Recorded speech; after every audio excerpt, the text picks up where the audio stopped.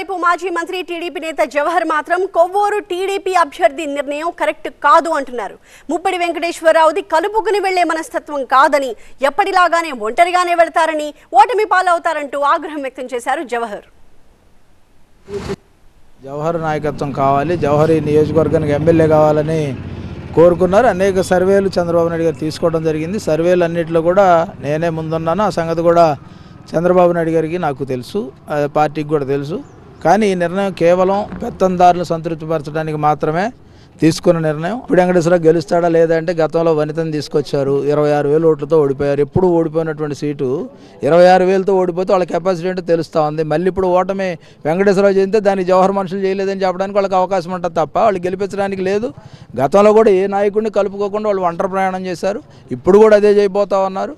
కాబట్టి మేము ఖచ్చితంగా ఏంటంటే ప్రజల్ని, కొవ్వూరుని ఈ పెత్తందారి విముక్త కొవ్వూరుగా చేయాలనేది మా సంకల్పం.